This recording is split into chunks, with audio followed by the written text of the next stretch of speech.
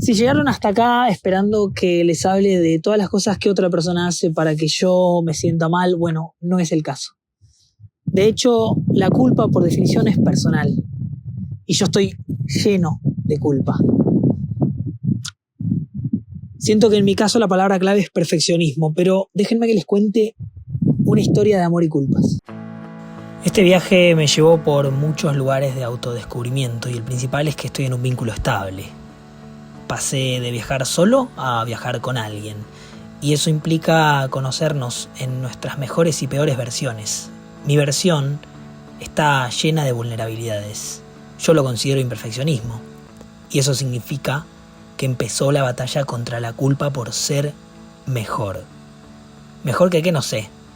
Pero primero, ¿qué es la culpa? Bueno, la culpa es ese sentimiento que te agarra cuando crees que hiciste algo mal. Tiene una utilidad porque te hace sentir que de repente podés aprender, pero en otros casos te hace mal viajar, te hace ir por caminos que en realidad son solo una proyección de tu cabeza. Ahí es donde vos te replanteás las cosas y por lo menos yo me las replanteé y pensé como, bueno, pero mi pareja nunca me hizo un planteo sobre nada de lo que tengo yo como un hábito o un consumo. Me dijo, Pitito, ¿qué? ¿Vas a estar bien? Porque tu problemita no es el cuerpito. Vos ves bien, caminás bien, tu problemita es la cabecita.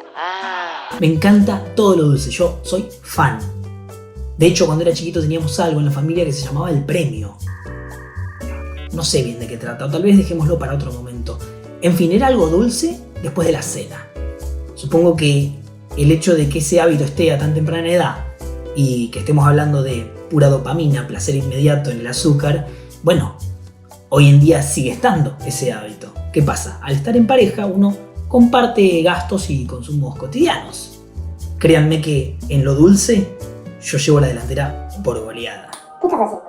No podés comer eso, no es sano. Azúcar, conservantes, aditivos, te hace mal y no aporta nada.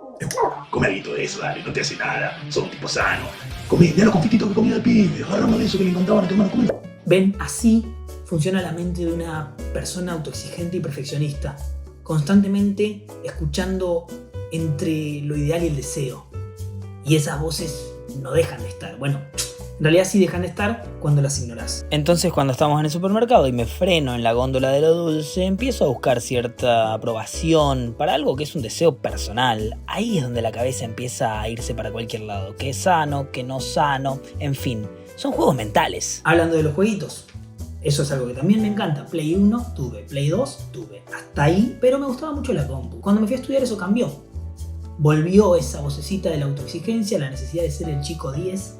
Todo eso hizo que yo de repente no afirme la posibilidad de que convivan mis hábitos, mis gustos, mis costumbres, mi ocio. Pero en la pandemia eso cambió. Primero que me recibí y con eso creo que se fue la sensación de tener que rendirle cuentas a alguien. Pude volver a jugar y mostrarme jugando sin sentir ningún tipo de culpa. Pero, ¿cuál es el verdadero Pedro? ¿Ese o este? El que quería complacer con las notas porque sabía que así tenía el aplauso. Fíjate cómo al meterme de lleno en los estudios y dejé los videojuegos encontré otra categoría que me servía para tapar esa autoexigencia que era la idea de productividad e improductividad. Porque, ¿qué opina la sociedad de los videojuegos? Te ahorro la reflexión, si jugás a los jueguitos sos un vago. ¿Por qué? Porque no le agregas valor productivo a la sociedad. Miren, esto es lo que me regaló mi pareja para mi cumpleaños hace poco. No solo confirma lo que estoy problematizando, sino que reafirma la idea de que me banca, de que le gusta tal vez incluso aprender de esos hábitos y consumos. Entonces, ya está, se cayó el velo. Ahí es donde empieza a caerse el relato. My mom always said life was like a box of chocolates. You never know what you're gonna get. Antes de avanzar, tenemos que encontrar un lugar, pero charlemos mientras lo busco.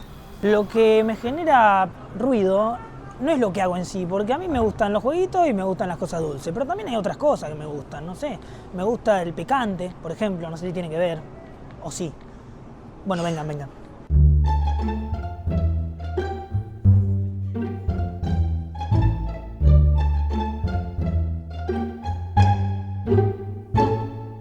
Bueno, quería venir a este lugar por varias razones. La primera es porque escuché que acá hacen un chocolate caliente, pero con chili, y lo quiero probar, así que vamos a ver qué onda.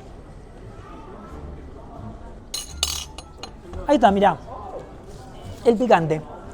Podría ser otro gusto que yo tengo. Bueno, justo lo tengo ese. Si yo como mucho picante, no me hace bien y hasta me va a terminar picando la... Me pica ahora la garganta. Me fui por las ramas, ya sé, me fui de tema. Pero es que la batalla por el autocontrol termina siendo un debate distinto. De lo que se trata acá es de mi miedo a mostrarme vulnerable. ¿Por qué? Porque es lo que me hicieron creer de chico. Yo mamé la idea de ser el chico 10. Y eso es insostenible en el tiempo. Por eso hoy me hago las preguntas que me hago.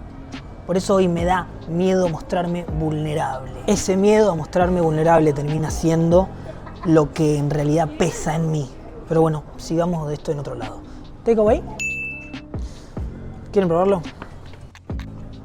Al final se trata de el miedo a desenamorar, de desaprobar esa materia de la socialización que es el amor, pero creo que es el propio riesgo que tiene enamorarse en sí. Nos conocemos, nos gustamos y compartimos cosas, pero seguimos siendo seres individuales. Y dentro de la posibilidad, mientras esos gustos, esos hábitos, esos consumos no estén en la órbita de lo tóxico, podemos hasta incluso compartirlos. Esa validación, esa aprobación que voy buscando constantemente es un rasgo de mi personalidad que obviamente laburo en terapia, en charlas con mi pareja, en pensamientos. Laburo porque entiendo que detrás del miedo al compromiso está ese gran premio de encontrar la complicidad. La otra razón por la que quería pasar por este lugar, además de probar el chocolate caliente, es porque es el chocolate caliente del lugar donde yo trabajo. Así, sin esperarlo, cuando llegué a Christchurch, en Nueva Zelanda, lo que me pasó fue que terminé trabajando en una chocolatería. Cómo el contexto empieza a hablarme y empieza a repetirme lo mismo. Y no solo una chocolatería cualquiera, sino la mejor del mundo, con premios, galardonada. Y yo digo causalidad o destino, que algo hay ahí, llámalo como quieras, pero hay algo. Paren todo. Esto no tiene sentido. Ese Pedro es un impostor. Va a querer seguir hablando de lo mismo y el mensaje ya se entendió. Como ese río, somos el mismo río, pero siempre somos otros. Después de un camino personal e introspectivo, llegué a algún lado. Pasé por el miedo al compromiso, entender la libertad individual y el espacio personal. Pero la pregunta que me llevó por todos esos pensamientos era en realidad el motor de un problema, que es que no quiero arruinar el amor. No quiero más intentar ser perfecto, ni premios después de la cena, porque no soy el chico 10 y no lo voy a hacer mañana. Así de simple. No quiero más voces en mi cabeza porque tengo un amor, y es el que quiero tener. Al final, siento que el amor llegó cuando me despojé de lo ajeno afuera, y para que el amor se quede, me tengo que despojar de lo ajeno adentro. Algo así me llevó a todo esto. Conócete a ti mismo, es eso, para entenderme mejor, para tener vínculos más sanos y estresarme menos por cosas del plano de lo ideal. Dejémoslo claro, lo ideal es utópico, pero medio así a lo galeano, sirve solo para avanzar. Uno no decide ir hacia adelante pensando en a dónde va a llegar nada más. Siempre está la ilusión de sentir que avanzás. O por lo menos, creo que yo decido pensarlo así. Y si en el futuro me siento desorientado, por lo menos volver a este centro me va a permitir seguir caminando. Por más que sea utópico.